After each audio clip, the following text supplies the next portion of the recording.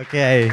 It's always really scary speaking to teachers. I'm trying to teach teachers. I was saying to somebody yesterday, but we're going to try and cover some introduction around spiritual insight and in terms of why it's important and why we include it within our ethos, but also what it is. So what do we mean by it? And we're going to drill a little bit deeper into what that means. So we're going to start off with this picture up here, and you might be wondering what's that got to do with spiritual insight. So this is an interesting fact. In the 1800s, late 1800s, when people first started using cars, guess what the speed limit was? 5? 20? Oh, not bad, not bad. So it was set at 10 miles per hour. And by, I think it was 1896, they raised it to 14. Right? So that was a speed limit more than 100 years ago. Do you know what the average speed limit? No, what the average speed is in London today? 12 miles an hour. So we've had this 100 and plus years of progress, and we're driving around at the same speed. But there's a message in there, right? The message is that we can try and fix a problem. So we have a problem, and we can try and fix it. But if you're not bringing anything new to that problem, what's going to happen? Right? You're going to keep churning.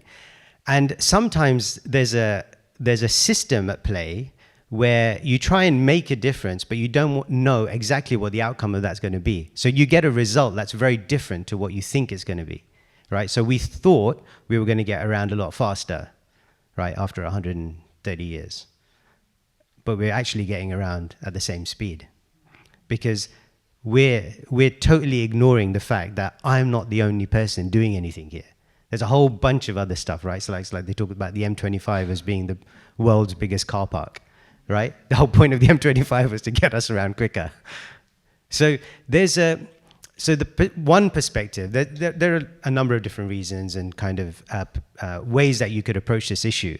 But one of the really important reasons why spiritual insight is so fundamental to what we're trying to do in the education system is to be able to try and offer a different solution, is to try and help us and the young people that we interact with see things from a wider lens, right? So we can see a bigger picture here going on.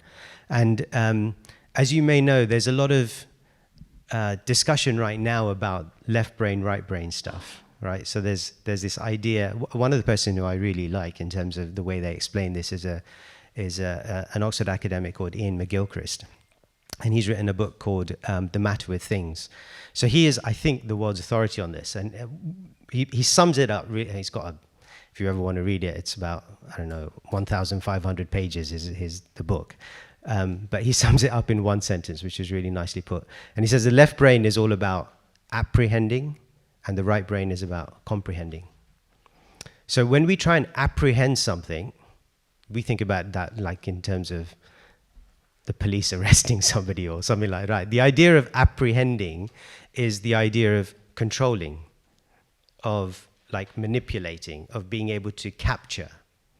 And that's what the left hemisphere of the brain is on about. Whereas the right hemisphere is about comprehending, it's about trying to understand and empathize and seeing the bigger picture.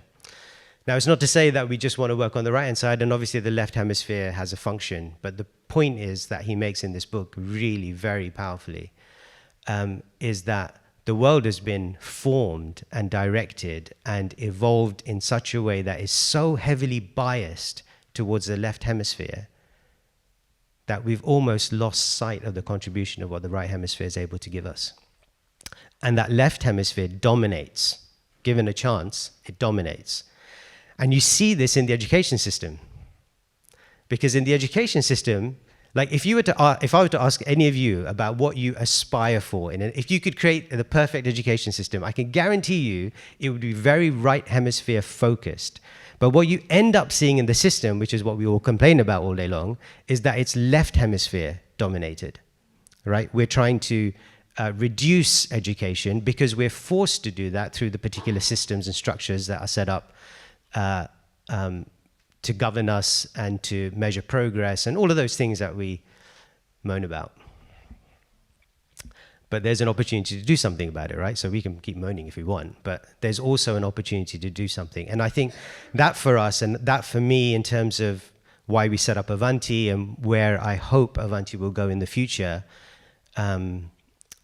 is really the direction of travel in terms of let's try and bring this back. And this was supposed to be 15 minutes and I'm still on the first slide. So, all right. So we speak about, is this okay? Can you guys see that okay? All right. So these are the 4 areas of spiritual insight. Hands up if you've seen this before, because I have spoken about it before. So either you're asleep or, oh wow, actually not that many. So I'm going to maybe just recap, because this is quite an important framework. This is not anything written in stone. This is just my reflections on this. And if you've got suggestions or edits, please do let me know. Make sure they're good. So the idea was, as you all know, we started off with faith schools in Avanti. We've moved to community schools. We now have a split: 7 faith schools, 5 community schools, and who knows what the future will be.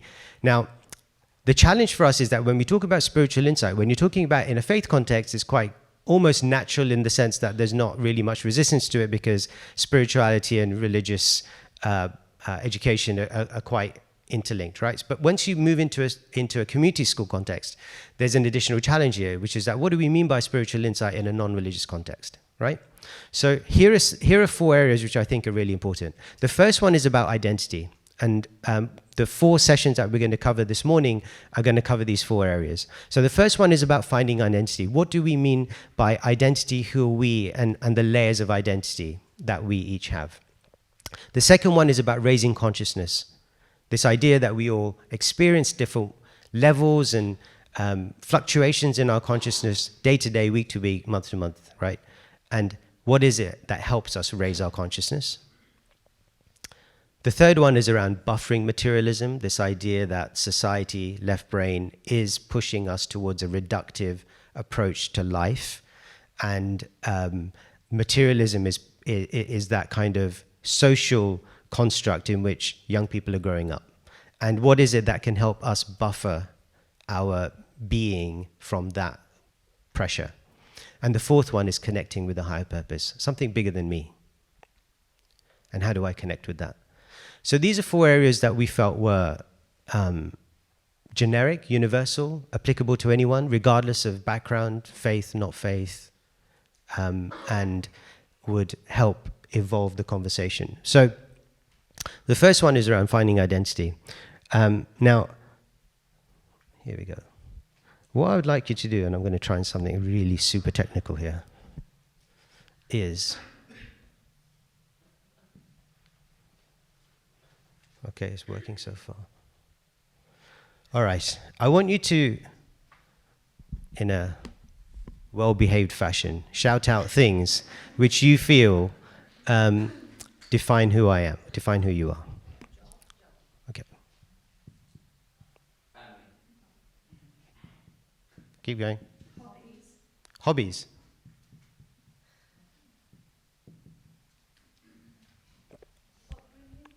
Upbringing.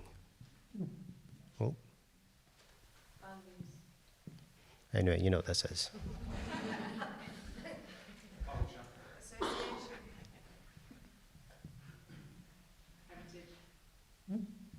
What was that last one? Heritage. Okay. Like culture-ish? Different. Family? Different. Linked, okay. Yep. Ethnicity. Faith. Say more? What do you mean by that? Oh, I see. Like values. Yeah, okay. So we're going to capture that under values. Knowledge. What do you mean by that? I mean, not what do you mean by knowledge, but what, in this context?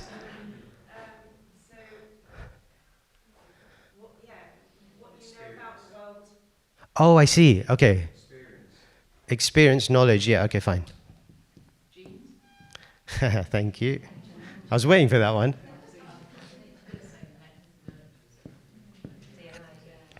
Okay. Anything else? These are some pretty good ones. Kind of knowledge, maybe? Yeah, that's this one. Sorry for my handwriting. Yeah, up here, faith. Passions. Hobbies, yeah, okay. Anything else? You guys are really like right at the bottom of the health. Okay. Okay.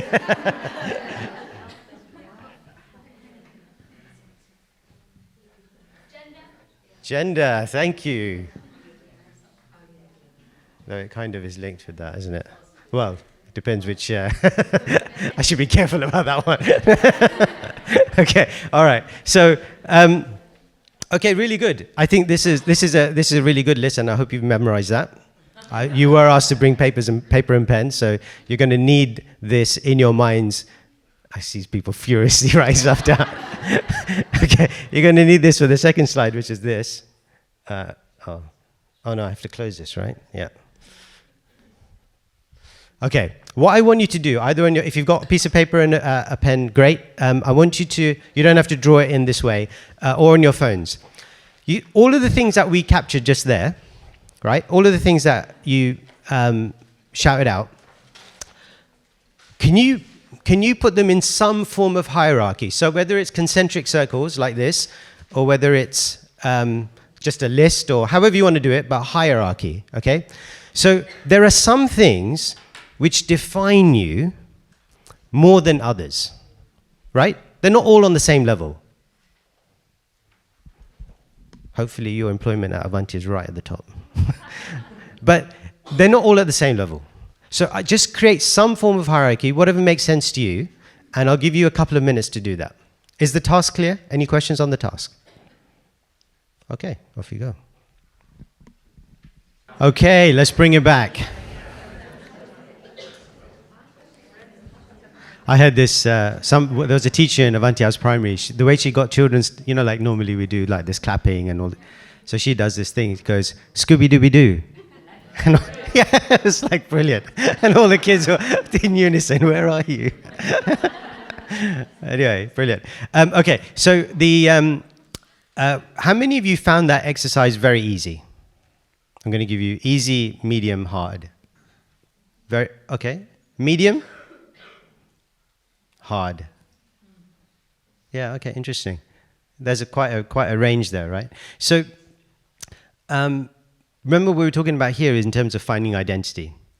And the point of this exercise is really just to crystallize for us this idea that actually we've got multiple identities. We function in multiple contexts.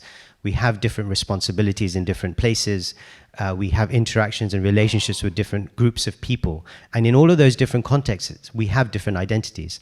Now, the point of, and it's informed, right? Our identity is a composite, really, of what's going on in that slide previously, that we've got a whole bunch of things inputting into the whole system, if you like, of the person. And then that kind of gives us a sense of who we are.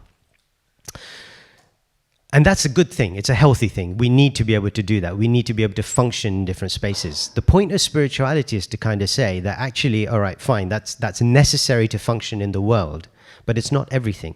The idea being that as you peel back the layers of identity in terms of the superficial down to the core, that journey of peeling back superficial layers and trying to identify who you are at your most fundamental. So regardless of any religious context here, but who you are at your most fundamental. So whether you're coming at it from a purely consciousness perspective or whether you're coming at it from a faith, soul, Atma perspective, whatever that might be for you, the point being that process, that journey is a spiritual process. The process of who we are fundamentally is a spiritual journey.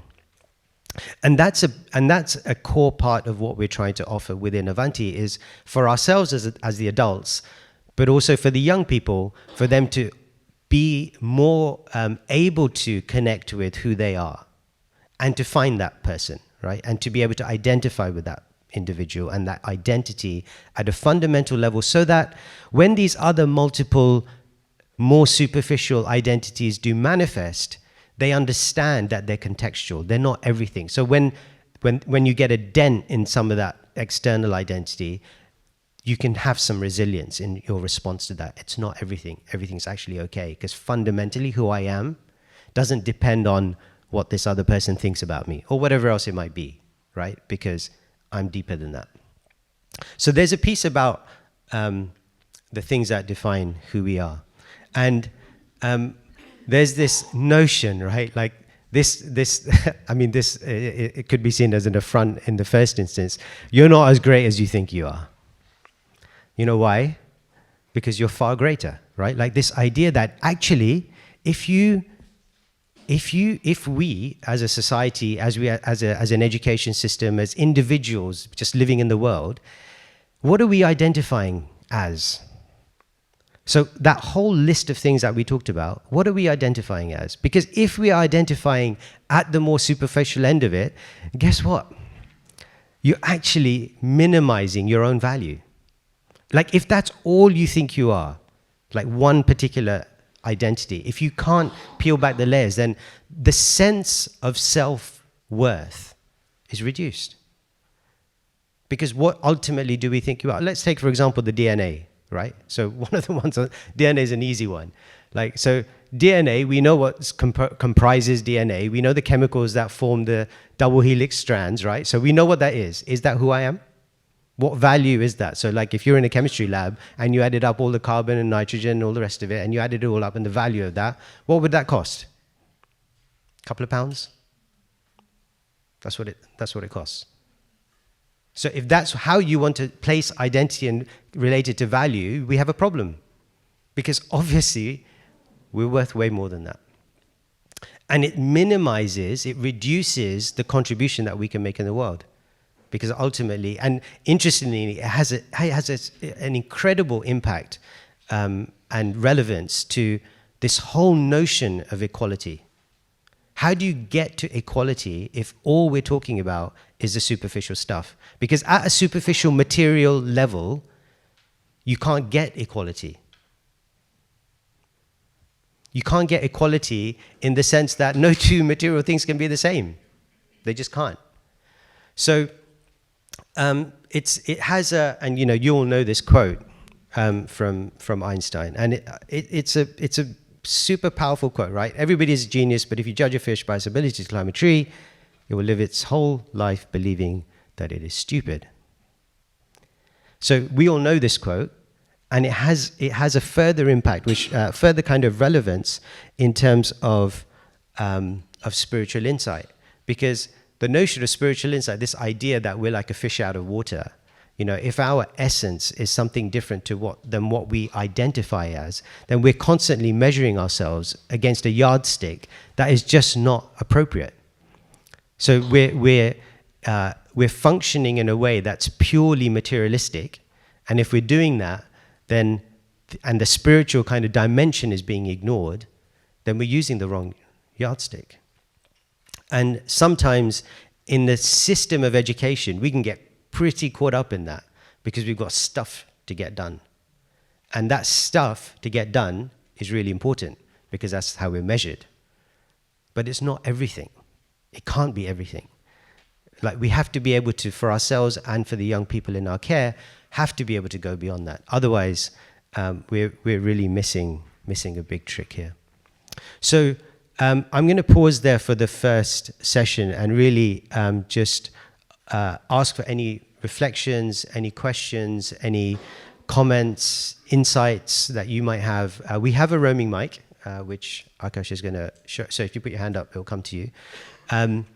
But yeah, so this, as I said, there are 4 aspects to how we're defining spirituality, and the first one is around identity. So this was just to give you really some kind of food for thought in terms of how we think about identity and what relevance it might have to our context. So anyone want to share anything? Any comments or questions? I'll give you a few seconds just to get in the space. Wow, quiet. That means either it made no sense whatsoever, or you're thinking really deeply about it. Yeah, okay, that's right. With the "you're not as great as you are,"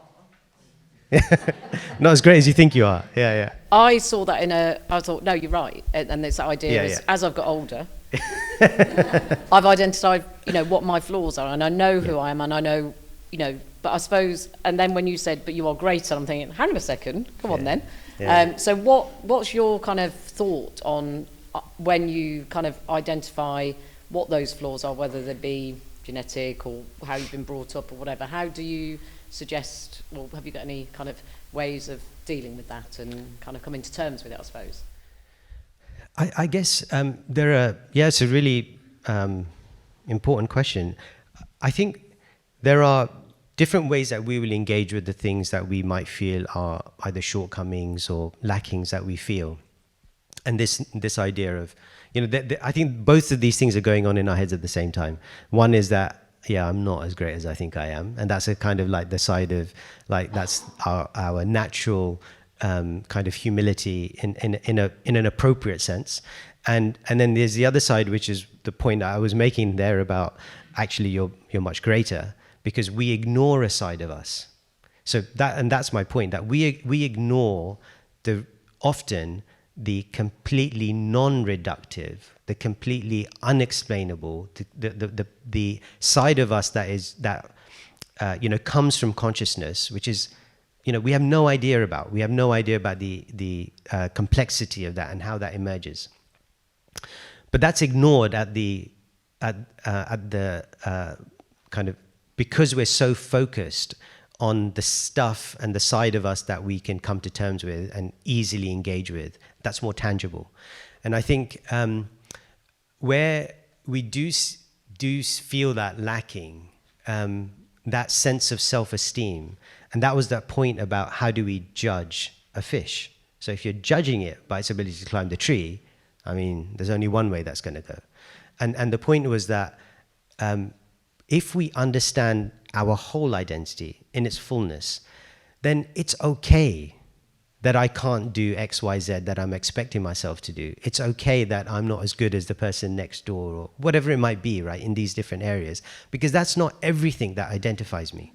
Whereas if our entire identity is wrapped up in that stuff, then when we think about our lacking in any of those areas, it's devastating.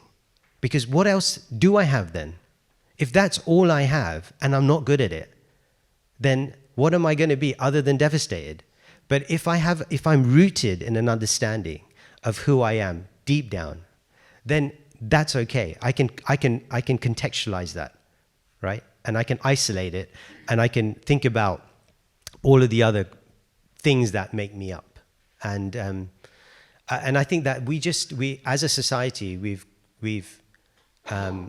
gone through a kind of a process where we become fixated on things that we can just touch and feel, and we think we understand. And my degree was in chemistry, and like, so I remember, again, something I was reading just yesterday. So in the 9 months of gestation of a human embryo, okay, so there are something like 9 billion neurons that are created. That were 250,000 neurons that are created every minute, okay? Now, 250,000 neurons being created. And then not only do you have to create the 250,000 neurons a minute, they then have to make exactly the right connections with the other neurons to make sure that the brain works as a whole properly, okay? That's happening in 9 months. We have zero idea how that happens. Because, again, going back to DNA, if you look at the DNA strand, where is that information that is going to tell those neurons what to do? It doesn't exist. We can't point to how that's happening.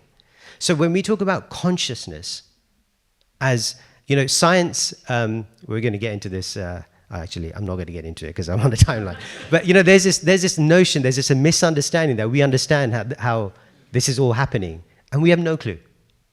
And I think that there's something quite beautiful about that we can understand that, okay, my consciousness, really, fundamentally who I am, at the level of consciousness, is completely unexplained by science. Okay, anything else? No, I thought okay. It was slowly going up over there, yeah. And then we'll move on after this one. Yeah, I think so. That the quote from Einstein Yeah. is like, I can't help but look through that through the eyes of like through a teaching mindset. Yeah. And to my mind, it's wonderful when you achieve like a sense of you're given the space as an adult to explore who you really are and find that identity.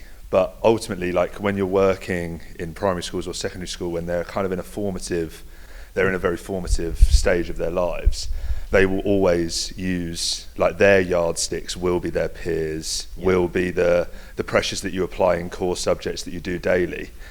And I think the spiritual insight's incredible in the sense that encouraging that sense of identity and self-worth is invaluable for everyone, children and adults alike. But they are constantly surrounded by those pinch points in education where they're graded on an arithmetic test and that is two less than their best friend. And I find how do you make it all encompassing? How do you allow, like for example, I know that there'll be people in here who can't even find time for plenaries. So like how do you find time to actually remind them of that spiritual insight and that actually there is an enormous amount of self-worth in whatever they're achieving? Yeah, this is the biggest issue, like for many people, is time. So at the last retreat I did, this just giving insight into this, at the last retreat I said to all of the staff, about the same number here, I said to them, make a list of the 10 things that what was it? Make you happy, right? And what was the other piece of it? Make you happy and they raise your consciousness. And you really enjoy doing them, right? I asked them to list 10 things. And then what did I ask you to do? Do one a day. So this is, I'm telling you to do something you like, right? For 5 minutes a day. You know how many people did it? Less than 20%. 5 minutes a day, do something that you like. What was the excuse? No time. And I really think that this is not about time. We think it's about time. But we find time for the things that we want to prioritize. And unfortunately, what happens is we find ourselves in habits of behavior, which send us down a trajectory and that take up our time. So the point of spiritual insight, and actually the very purpose of these types of events, is to enable our staff to take a step back from their daily routine, from their daily habits, and actually experience something a little bit different. Hopefully with the intention that that experience sparks something. Because I really, at my core, believe that unless all of you are experiencing and engaged in your own spiritual journey, there is no chance that you're really going to be able to share that with the young people in our care. I mean, we might be able to do it kind of on a theoretical basis, obviously. But to really help to nurture that requires us to be able to engage in that. Because kids know. Any parent will tell you that. So they have a sixth sense. So yeah, it's true. Time is problematic, but the point of these types of events is to help us learn some habits, some ways in which we can short circuit that kind of loop that we're constantly flowing in, which is always diverting ourselves, our left brain going crazy, and our right brain not being able to kind of, bring it back. So yeah, I totally appreciate the concern, and I think it's a real one, and I think that's the very reason why, not just these events, but also what we're hoping will start to play out in schools increasingly over time as we develop our own capacity and our own training and our own emphasis on this, is what can we do as an organization to facilitate that within schools. So like, for example, if there's a question I often ask to leaders, but also to teachers and other staff members, to say, okay, look, if this is important to you, first of all, it's getting everyone to the point of, okay, we're ready to do this. This is important, and we want to focus on this. That's the first challenge. And I feel like we're almost there with with pretty much all of our staff. I think most of our staff do appreciate this is important. Now the challenge becomes, okay, it's important, but to your point, how do we actually do it? How do we make it practical? So there's a limited amount, I feel, that I can say in that regard in terms of trying to top down impose something. I think where the answers to this will come from is from all of you. You will say to us in terms of your principals and the central team, this is what we need. If you want us to be able to focus on this, this is what we need. And we'll respond to that. So I think, and I hope that that's part of the conversation that you all have this weekend, is to actually, let's make this real. Like, how do we bring this alive? What do I need to be able to do that? Let's start doing that. And is that okay? Right. Yeah, please. Genuinely, like as you're speaking, and in regard to like my reflections and thinking of, what we do as educators, because as I'm listening to yourself, I'm listening from an educationalist's like perspective, and you're talking about, who these children are, and the way that I see teaching and as being an educator is so much more than just being a person at the front delivering an academic subject. What you are doing, you're delivering a part of yourself to your classes. And, as adults, we all know who we are, whether that's spiritually, whether that's to our core genetics, whatever it may be. But when you have 30 kids in front of you, you have got 30 children that have no sense of self. And it's kind of on us to kind of guide them through that journey. So I think first and foremost, it's just know your students as best you can. You give them the time, you give a part of yourself to them, you will then see who they are, and then you can navigate them. You become a custodian to navigate them through the journeys of self-discovery, the journeys to find their identity. I look at my year 7s and year 8s, I know exactly who they are, I know how they're going to grow, and I find it a pleasure to be a part of that journey. And if you have that mentality, those children will grow and they'll remember you because they helped you helped them find themselves. And I think that's what I'm getting from your speech there, Nitesh, is from that spiritual perspective. If we can help them find themselves, that is spirituality. From what I'm just reflecting on what you're saying there. Yeah, no, fantastic. If I'll just add a couple of points to that, and then we'll pause for the next one. I think with a lot of these things, it's never going to be binary. It's not like a one answer fits all and right or wrong. And I think that there's a beautiful text from the Upanishads which says that what is education? So somebody's asking, what's education? And the response comes that there's a teacher on one side, a student on the other, and there's conversation in between.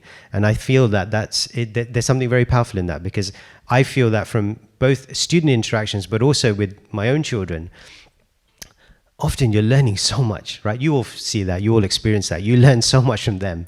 And many times, whilst on one level, I totally agree with what you're saying in terms of they need that direction and that nurture from us, for sure. And on the other side, they also have almost a closer, intuitive, natural response to spiritual identity than sometimes many of us adults do, because we've been so habituated to thinking and acting in certain ways that we can't think outside of that box. And sometimes, and that's the beauty of a school environment, is that actually, we can learn from each other. And I think that's an amazing opportunity for all of us. So I'm going to give you guys a 5-minute break, and then we're going to come on to the next area, which is around raising consciousness. Okay, so I'll give you 5 minutes.